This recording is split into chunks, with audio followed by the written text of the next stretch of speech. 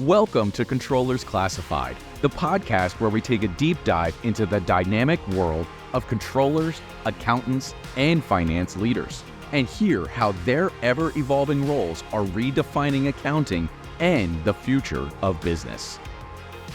And now, here's your host, Erik Zhou. Welcome to Controllers Classified. I'm your host, Erik Zhou. I'm the Chief Accounting Officer at Brex, and today I have a really special guest from my old days at my firm, PWC, Michael Williams. He's a tax partner in the San Francisco practice.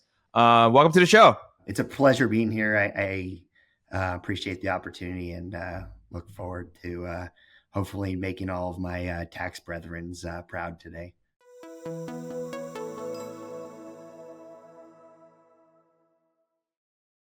You were one of the first people I met when I moved to San Francisco back in 2015. So we were on a fintech client together at the time.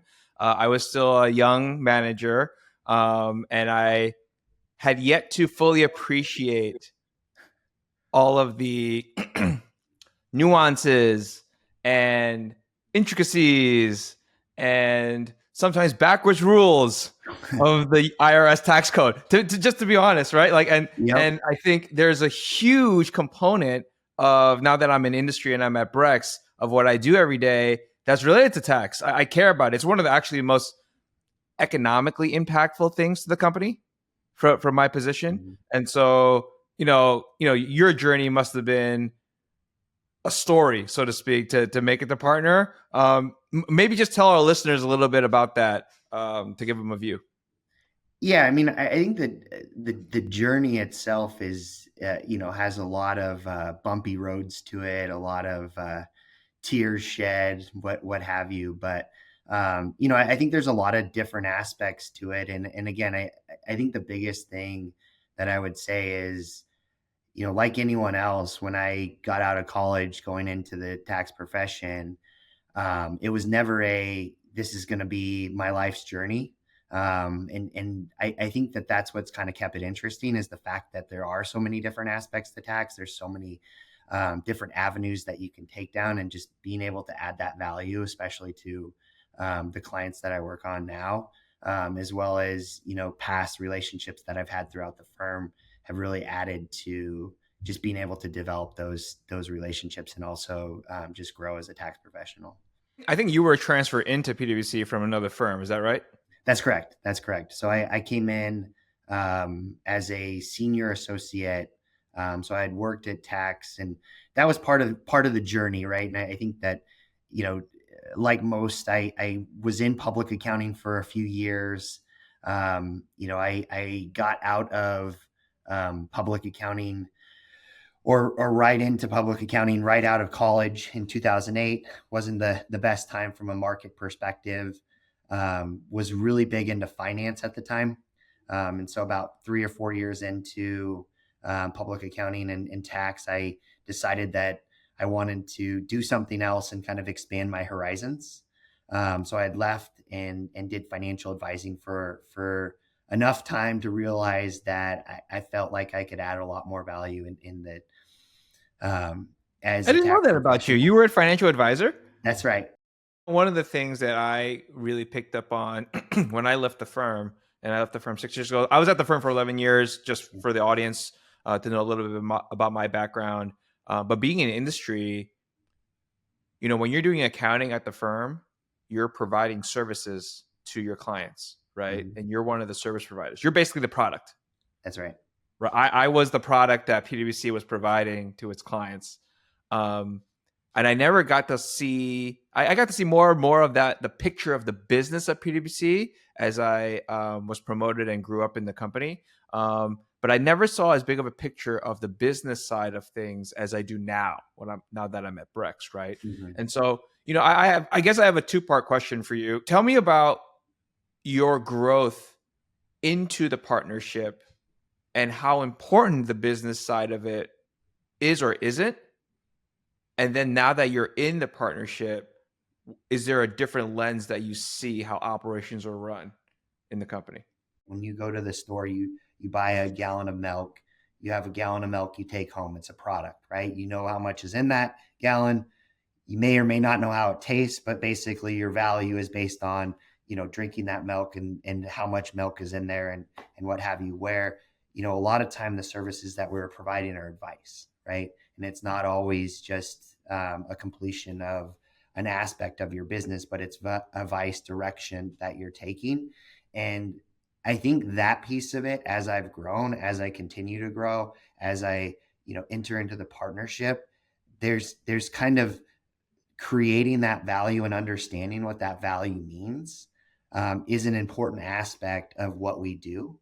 And so, as we, have conversations with different clients, as we are out in the market, talking about creating that value and making sure that we bring the best and in delivering that value is an important aspect. And I would say that's the biggest thing that as I've grown through my career, I continue to think about is where can I create value and how do I create that value? What you're talking about is, I think, the product quality, right? That's right. And the advice that you're providing to clients, it has to be of such a quality that it fits their circumstances and really, like, you're helping them solve problems at the end of the day. I think that's the ultimate result that I want to get when I call in you. I do work with you at PWC as an advisor to Brex on the tech side.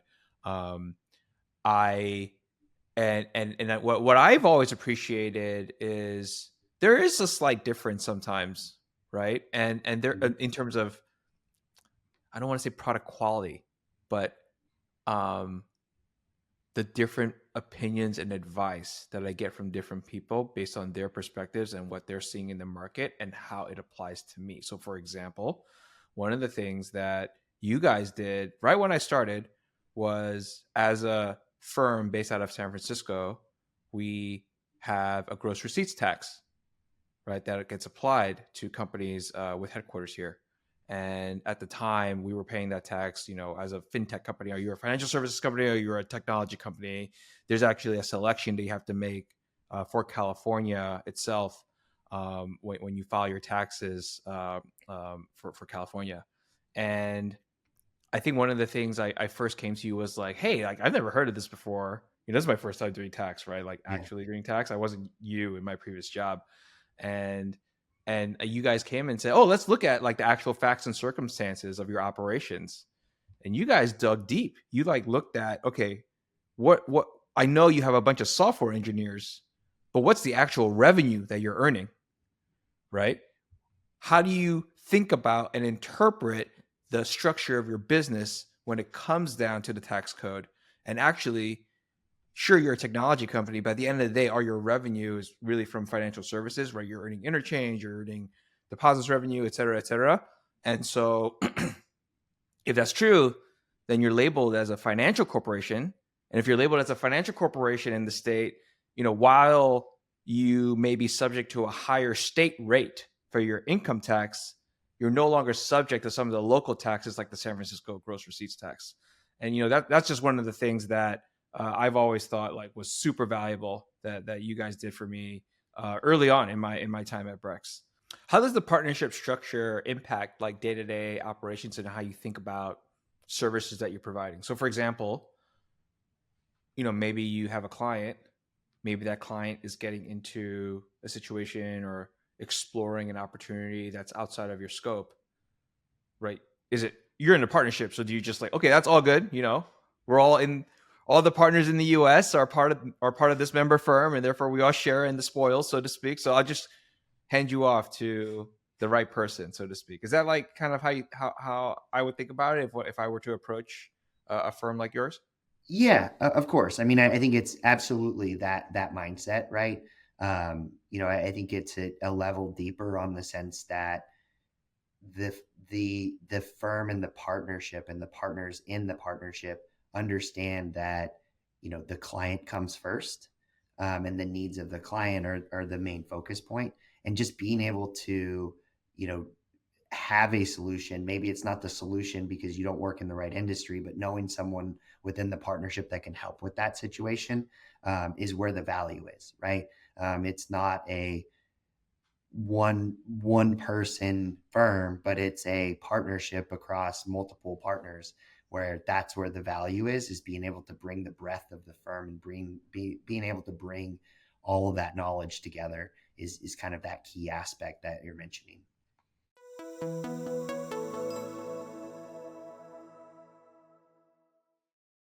I want to get into like one of the main segment of the show, which is like just like your career path in general. We have mostly chief accounting officers or other finance execs or controllers on the show from industry. All those folks, a lot of them, they come from Big Four, right? You're kind of one of the only folks that have come on the show that stuck with it. You stuck with it, right? Long time, many busy seasons, many tax deadlines. I'd love to understand what your mentality was throughout the process, so to speak. And let's just be real, like getting admitted into the partnership is a huge milestone, right? And so congratulations on that. I think that happened this year. Yeah, that's right. Right. So huge congratulations. Or last year, I guess now, but right. Yeah. Yeah. I'd love to understand what your mentality was. Yeah. We'll first say, hopefully this provides me some credibility. Is my wife is a controller, so I always have that connection where I have a soft spot for the accounting side. So it's not all tax all the time.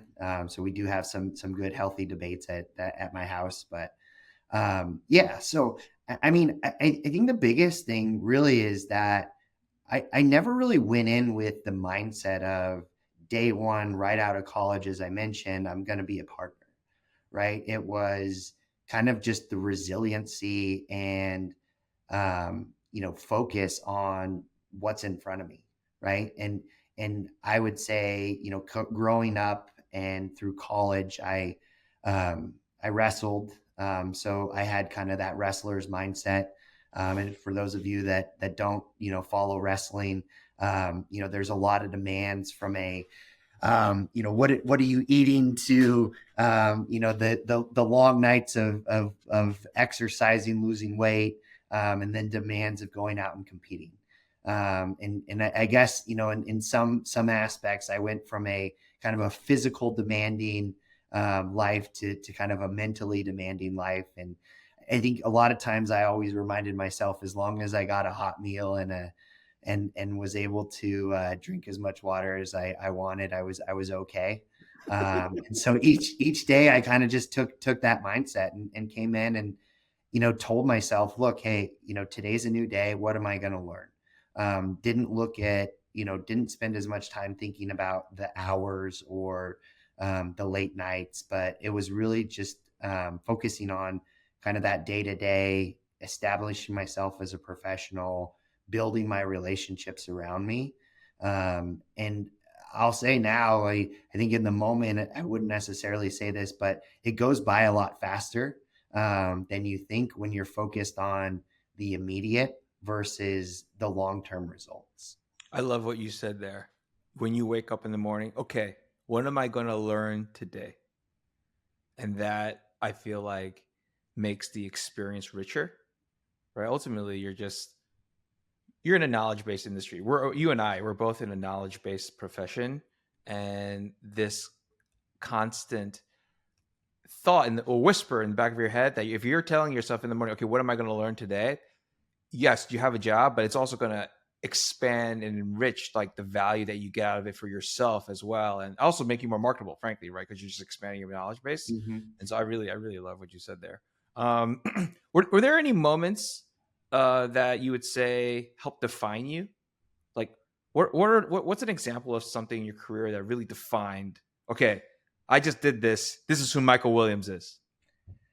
That's a great question. I mean, I think there's a lot of moments, right? And again, I think it goes back to, I will touch on, a specific moment more recently, but there's different aspects as you're going along where you're starting to develop your personal brand. And what does that mean, right? And, as you go along, you have mentors, you have, people that you work with, and each of those you pull a little bit from, right? And so I think about it almost as you're pulling a little piece of clay from each of the person that you're working with. And ultimately you come out and you're kind of molded into that person based on those influences, leadership, mentorship, what have you, through your time. And so there's a lot of different transition periods where there was never a moment where I would say, this is who I am today. This is who I am right now. And this is, the directional path that I'm going down. But I think it continues to evolve. And why I would say that is, I think most of you can still remember the COVID pandemic back in 2020. Wasn't too long ago. And I think at that moment in my career, it really hit me in the sense of, we continued to look so far and forward in advance and making these assumptions about where business is going, where business is transforming to. And then you have this moment in time where everything stops. Right. And that was a reflection point on my life where it brought me back to, focusing on the day to day and, things are going to change and you can't control those things. And how do you still continue to be successful in an environment that's completely different than what you knew a month ago, 2 months ago? And how do you interact with your family, your colleagues, your life? How do you continue to keep moving that forward? And that was a pivotal moment of not necessarily kind of redefining myself, but reflecting and saying, what are my key values here that I want to continue to focus on a day-to-day basis? What I heard from you was the importance of agility, right? Absolutely. And yeah, and I use this at work sometimes because I do some finance work at the company now, and so I got to do this forecast and tie it into the operational plan. And it's all with a lot of qualitative credibility, right? We worked with the go-to-market team. We're going to hire this many people in sales. Those salespeople are going to produce X, Y, and Z revenue and other metrics for the company. And we need marketing spend to get the leads for those people. And then, we need all this other overhead support to take on all these new clients. So there's all these capacity models that we have. And, Mike Tyson might have said it best. You always have a plan until you get punched in the face. Exactly. Right. And that's, for me, at least in our business, it is like that a lot. We do have a plan. We have a directional strategy of what we want to go, but it's so crucial to maintain some level of agility, like in our operations and how we think about things. And that's one of the nice things about working at like a company like Brex. We're a smaller company and therefore a little bit more nimble. But it sounds like, for you in your work, you try to do that as best you can as well. Yeah, and absolutely. And I think, to that point, Eric, is that, agility comes in different sizes, right? And I think even, your larger financial institutions, your larger companies are still having to deal with that agility, right? And still having to figure it out. It becomes a lot more difficult when you have more heads, when you have more locations, more compliance requirements, more demands to be able to change things. But if you're not agile, you're not going to be able to be successful in the long run. Yeah.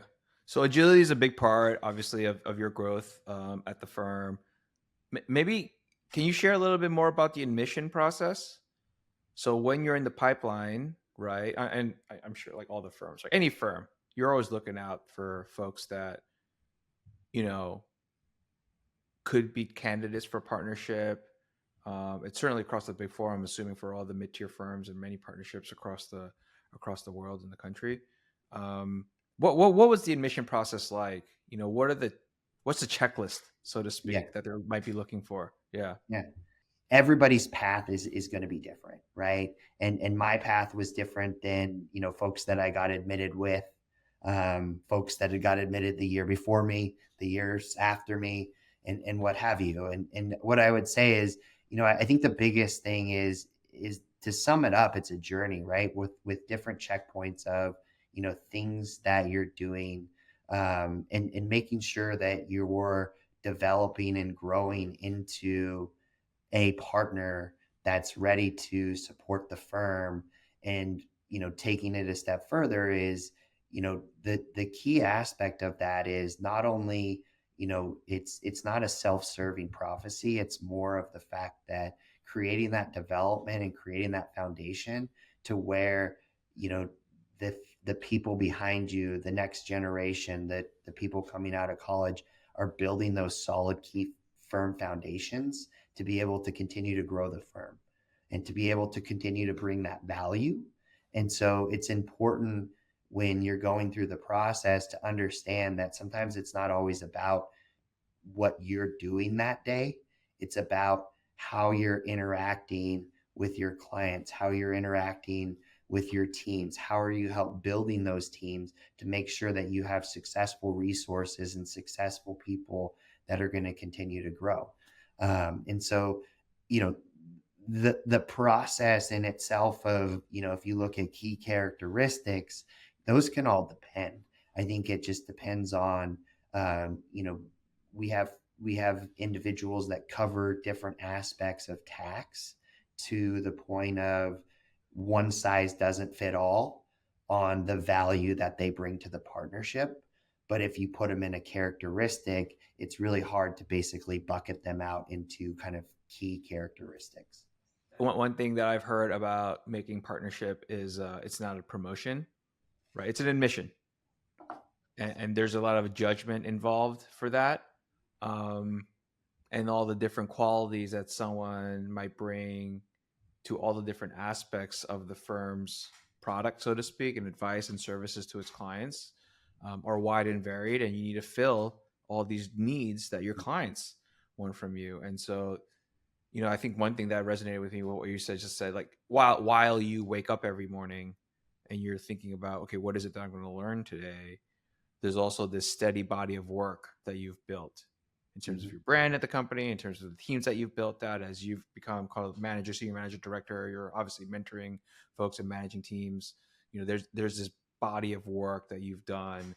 And I think that's super valuable. And maybe that's part of what the firm is looking at in terms of like, all right, this is a very valuable body of work. Let's make sure it gets properly labeled, so to speak, rewarded in another way.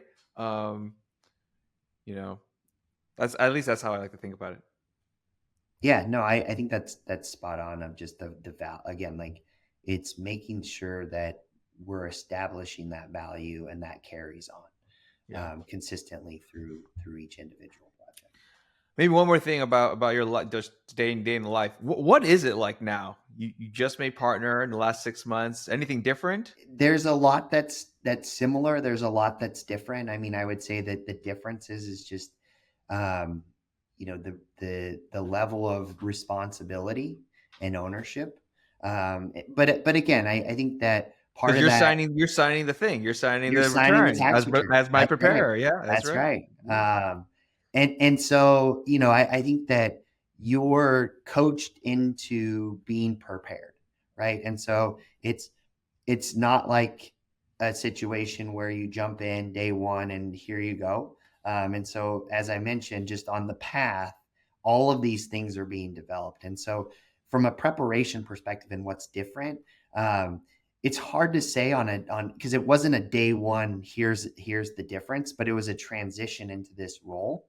And you know, the biggest thing is just that continual mindset. Like I said, you know, I'm still focused on, you know, what am I learning today? You know, how are we developing staff? How am I spending time with my individual clients, making sure that they're getting what they need?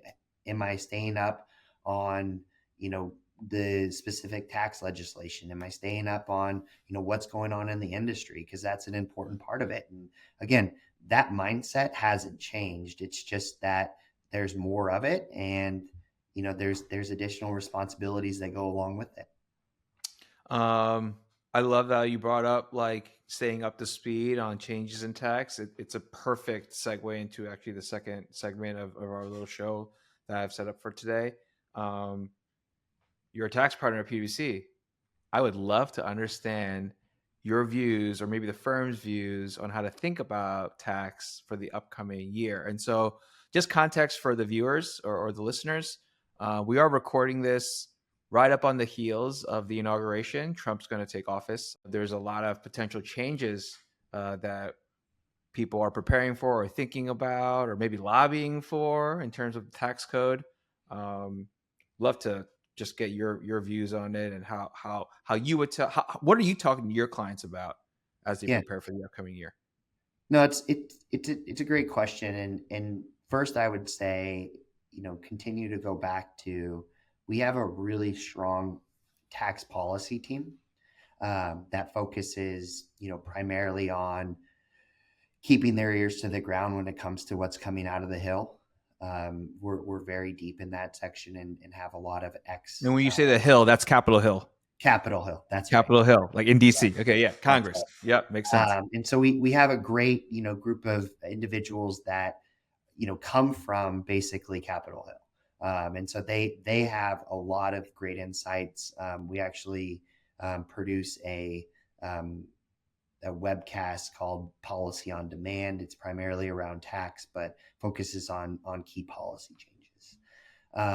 With that, I think that the other side of it is conversations with clients, continue to evolve. There's kind of two aspects that we're really focused on right now, right? One of them doesn't necessarily dictate changes in the White House, which goes around the operating model companies are looking at from a tax perspective and how they're handling their tax department. And then the second piece is, looking at different aspects of cash savings, timing of when you're recognizing different tax adjustments, as well as looking at expirations that are coming up if certain legislation isn't passed around the TCJA. Those are some of the things that have been kind of top of mind. Again, Can you explain a little bit about, like, let's get tactical here. What do you mean by timing of tax adjustments? For an accountant, a lot of accountants listen to the show. Yep. Timing is not something I choose. Yeah, absolutely. I got to book this accrual for this period, right? Yep. But it sounds like it might be a little bit different in your world.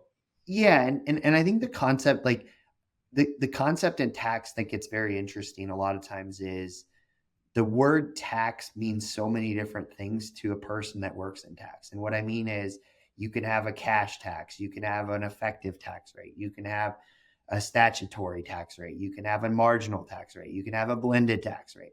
And all of these things to controllers, to CAOs, whatever it is, mean nothing, right? It's all one tax number. And so the point to that is, when we think about those different tax rates, they have different implications when you're looking at your financial statements, when you're looking at your tax return. And to that example of a timing adjustment is, if a company isn't paying cash tax, having a tax liability maybe or in losses, but then become cash tax profitable in the next year, that timing recognition of that adjustment becomes more impactful for that company than it would in a year in which they just have net operating losses, right? So what I mean by that is, let's maybe dial. I like the way all that sounded. Like, walk me through. Let's go to a simple example, right? Is that if you are in losses and you have $100 expense and you take that expense in losses, it creates a bigger loss, right? So very simple, $100 of expense, you have a loss of $100, assuming nothing else is going on. Well, if you have income in the next year and you can move that $100 to offset that income, you then have a situation where, say I have $200 of income, that $100 expense, that 200 now offsets, or that 100 now offsets that 200, to where now it brings down my taxable income to 100 versus the 200 from what I earned, right? And so the concept there is, cash is always king, right? Cash is always the concept of always wanting to make sure that you have liquidity. And so maybe timing that adjustment to where you can take that deduction to reduce your tax liability now becomes beneficial to the company. And that saves a portion of the money for that year, and they can properly plan for the next year. Right. I think one of the things you're talking about, like, and I'm used to this now, having been at Brex for a while. There is this concept of used to say it all the time. I didn't know what you meant. Now I do. Book to tax differences, Yep. right? So I have a book for the US GAAP records of performance of the company that will look different than the tax records or the what I record for the P&L on my tax returns at the company. And sounds like, sometimes there's a little bit of judgment or capability or ability that you have to take an expense from a current year Mhm. and maybe defer that on tax to the following year to match up better with when your tax P&L or income will arrive, so that you basically have an overall cumulative lower tax liability. If that am I kind of describing that right? Yeah, that's absolutely right. I mean, I would say it's kind of objective opportunity is what I would call it, in the sense of it's not as much judgment of just being able to understand the tax code and look for the opportunities to change where you're recognizing expenses, how you're looking at certain aspects of your business and moving things around, right? At the end of the day, there's nothing that precludes you from it as long as you're within the tax code. But I think a lot of times opportunities are missed because of the fact that when you're in that accounting mindset, everything is recognized when it's accrued. Mm-hmm. And that can be different from a tax perspective, and that's where I would say something to kind of look out for, and just kind of think about is, am I using the right tax methodologies when it comes to my financial statement? Maybe just to dive a little bit more into the upcoming regime change and what's coming out of the hill. Are there any like things that you're seeing clients prepare for ahead of the upcoming year? Um, Maybe they're moving some operations around. Maybe they're trying to guess that this will be a result of X, Y, and Z debates in Congress, etc. Curious what you're seeing out in the field. What I'm seeing currently is more outside of tax, at least for the initial few months, where the focus and a lot of publications have kind of come out around tariffs, Mm, focusing on kind of flipping the concept of the internal revenue service to an outward looking revenue service, to where focus is more on getting money back from foreign countries. So a lot of focus is on that foreign aspect of how that dictates and drives change in business operations within the US.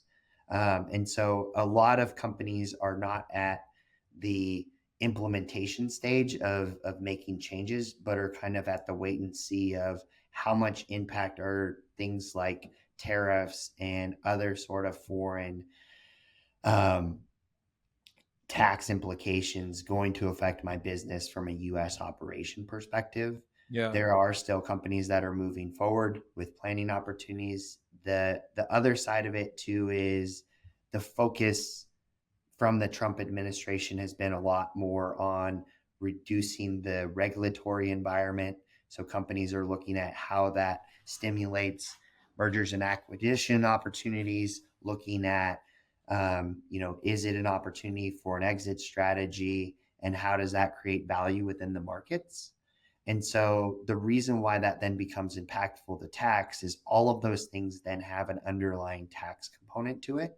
And so it kind of goes to my point, and we've talked about this a bunch of times, Eric, is that, when we think about planning opportunities, M&A, when we think about things that you don't normally think about tax, it's important to have tax be at that table when you're having those conversations, to understand the downstream impact that can have on your tax books. Yeah. And so a lot of the conversation is, as you're thinking about, the policy changes, as you're thinking about tariffs, as you're thinking about changing business operations as a result of that, think about the tax impacts of changing those operations to fit the need of a regulatory change that you don't necessarily have the insight on how much that would then change your tax answer. Yeah. At Brex, we've done a couple M&A transactions, and during those M&A transactions, we do financial due diligence, and then as part of financial due diligence, I think to your example, we'll aim to get. I didn't have a tax director at the time, right, or tax manager, but we had an outside firm. I think it might have been PWC for one of these engagements. They came in and they had a tax person come in, look at, okay, for this target acquiree, what's their tax compliance been like? What are we thinking about for NOLs or I forgot what's the? It's such a popular concept that we always talk about when you acquire a company. 382. 382. Yeah. Yeah. And like whether or not those NOLs at the company that you acquire can still be net operating losses that turn into deferred tax assets for you after you acquire them. And there's a threshold that they have to meet before you can consider it to be a true deferred tax asset, et cetera. And so to your point, there are these real financial consequences, right, that don't necessarily appear on the regular P&L of the target as you're thinking about like how to integrate them into your operations. And you don't want that surprise because some of it can be like material at the end of the day. And so I totally get what you're saying. Maybe one more question just on like how to think about managing a corporate tax function. You have both public and private clients, I'm assuming, right? Public company, maybe meaning listed on the NASDAQ or NYSE. Do you approach tax differently for both? Do those teams approach tax differently between a public and private company? Curious if that's something you could share. I would take it a step further and say every company is unique. And so it doesn't always dictate if it's private or public, but it's what's the need. And that's where it goes back to what's the need, where's the value, right? And that's where when we think about the operations of a company and fit for purpose around their tax function, there's a lot of different aspects to how that works. And what I mean is you could have a situation where you could have a private company that has a heavy need for a full suite of tax services because of the fact that they have additional tax filing obligations in multiple states. They have sales tax, they have foreign taxes where they need a big brethren of individuals in-house to be able to deliver. There's public companies that... And you're saying like that exists no matter what, right? If you're a public company or you're a private company. Exactly. If the breadth of your operations hits all these different jurisdictions that they want revenue for you operating there, right? So they'll tax you, then you need to serve that. Yeah, it makes sense. And the second part is that, it's the alternative for a public company where, if your operations don't fit the need for a full-time tax person, you can look at different leveraging models and how that opportunity works. And again, even if you are in a situation where you have a lot of complex needs, you also have to evaluate that against availability of resources, right? And that is a continual theme across the market, internal, external, what have you, is do you have individuals that can serve a purpose in your international, in your state and local, in your foreign, in all these different aspects, or does it make sense to leverage resources outside of your company that can create that additional value at a lower cost? Right? Yeah, I know what you're saying. Like, I think at the end of the day, like if you're a public company, sure, you're a public company and there's, SOX controls that you may have to do over your tax provision. Mm-hmm. But if at the end of the day, you have a actually simpler operating model for your company and a smaller breadth of operations across different jurisdictions, you might be a public company, but your tax footprint might be simpler actually than that of a private company that is operating all over the place at the end of the day, right? So I think what you're saying is public or private, there's the SOX component, but ultimately it boils down to your actual physical footprint and operations and things like that to determine the level of effort that you need to put in there. And then I think, sorry, the second thing that I took away from you was, yeah, you're a public company. Maybe you do outsource your tax revision, right? Basically, maybe like, because if you only have a U.S. federal provision and then maybe a few states that you operate in, is that really a full-time tax person's job that you have to have? And so, yeah, I see what you're saying. But let me know if I interpreted what you said. No, I think, like I said, it's a fluid process, and again, every year is not going to look the same. But I think it's just the demands around, where do you find the most value, and it's helpful, as you've experienced on both sides, where it's helpful sometimes to have someone internal, it's helpful to have someone external.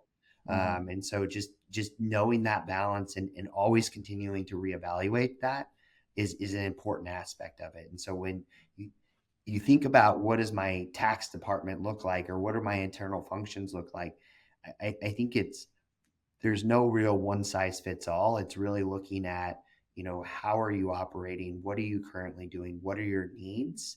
And how you can best maximize that value, internal or external.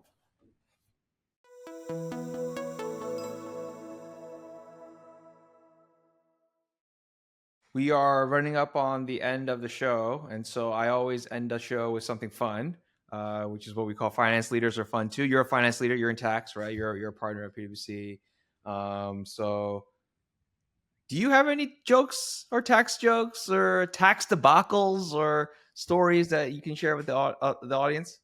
Yeah, I don't know if I have a tax joke, but kind of going back to one of the things that more recently came up, and I was just thinking about this again the other day, is, one of the things, because of COVID and remote work and what have you, is a lot of my clients are now spread out across the country. And so I spend a little bit more time traveling than I, historically have done, where everyone was kind of located within a few blocks of downtown San Francisco. And so, I was thinking about this a few days ago. I was on a red eye to Boston. And, if you've ever been on a red eye, it's, half the plane sleeping, and it's pretty quiet, and the lights are out. And I started noticing one of the flight attendants was scurrying past me pretty fast, back and forth, and kind of startled me, and started realizing that, is this it? And I'm very concerned that this might be, my last trip here. And the next time she walks by, I stopped her and I said, "Excuse me, like, is everything okay?" And she goes, "Well, someone lost a cap." And I was thinking to myself, a cap, like, is in a bottle cap. And so I was just like thinking to myself how, crazy it is that someone would panic that much over a bottle cap. And so she scurries by and comes back again. And I go, "They lost a bottle cap?" And she goes, "No, someone lost their cat," as in a feline. And I think it takes a new term to someone let the cat out of the bag. But what they did is, ultimately, this cat was in the back of the plane and made itself all the way up to first class, and had buried itself in someone's seat. And it's always one of my most memorable stories of traveling, because I had never, experienced someone actually literally letting the cat out of the bag in the middle of a flight. But the cat made it safe, and everybody landed okay. But I've actually never seen a cat on a plane. It's yeah, usually dogs. that's exactly it. And I was thinking about that too, as if someone had a dog but didn't like cats, this could have turned into a good cartoon episode. But it was pretty crazy. Well, that's all the time we have today. Michael, thank you so much for being on the show. I'm sure we'll catch up at some point in real life. Appreciate you. Yeah, thank you so much. Appreciate the time.